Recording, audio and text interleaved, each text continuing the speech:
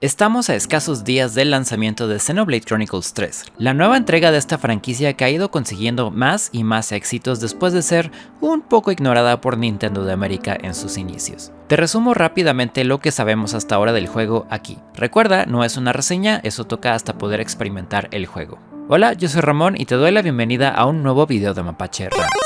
En mi canal hago reseñas, videos de opinión y otras cosillas sobre videojuegos, así que no olvides suscribirte.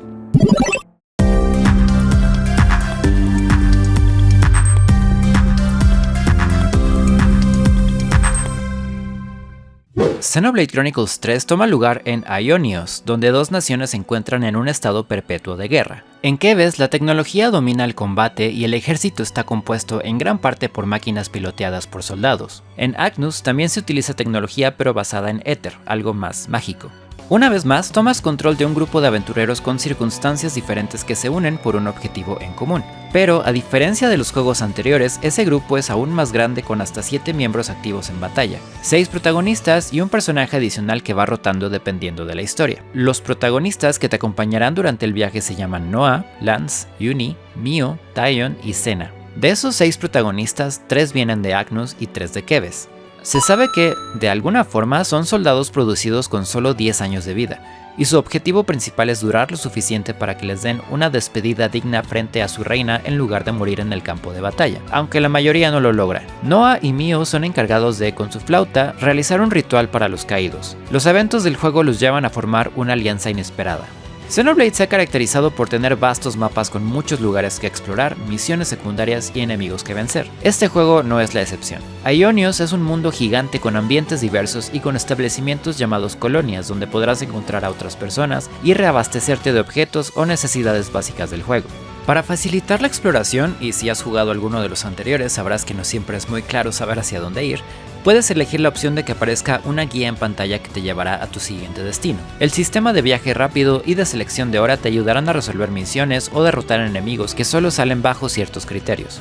Al ser un RPG, el combate y su sistema son una parte importante de la jugabilidad. Puedes pasar a combate instantáneamente sin ninguna pantalla de carga al encontrar enemigos y utilizar técnicas especiales llamadas arts, mientras cambias de personaje a tu discreción. Según Polygon, la manera en que se utilizan los personajes viene de juegos anteriores y depende de su región de origen. Los de Keves recargan sus arts con un temporizador, como en Xenoblade 1, mientras que los de Agnus las recargan al utilizar autoataques, como en Xenoblade 2. Hay distintos tipos de arts que hacen que el combate no solo sea oprimir botones. Hay algunas que son más efectivas al usarse desde atrás o desde los lados, algunas funcionan mejor usándose en secuencia para marear o derribar a tus enemigos, y claro, hay otras de soporte que aumentan tus estadísticas o curan a tus aliados. También es posible ejecutar ataques en cadena para daños masivos o utilizar arts compatibles que combinan dos ataques en algo llamado Fusion Arts. Nuevo en esta entrega es el sistema de roles y clases. En juegos anteriores los personajes tenían ciertos grupos de acciones, pero ahora es posible que cambien dependiendo de las clases que elijas para cada uno. Mientras uno de los personajes tenga acceso a una clase, puedes cambiar al resto a ella.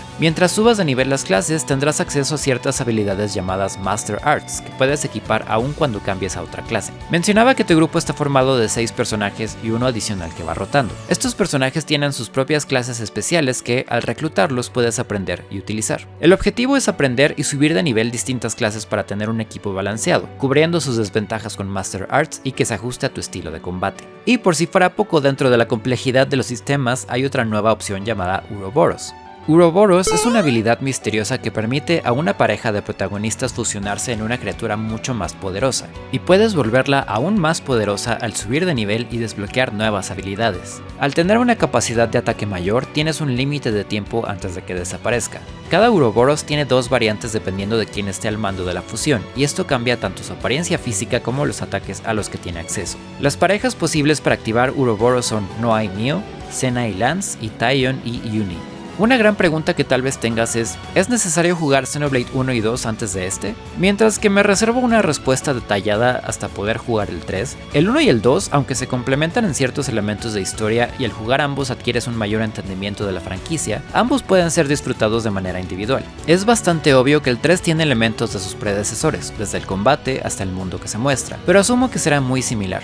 Tendrás más contexto de ciertas cosas en la historia si conoces los eventos del 1 y el 2, pero podrás jugarlo sin mayores problemas aunque no lo hayas hecho.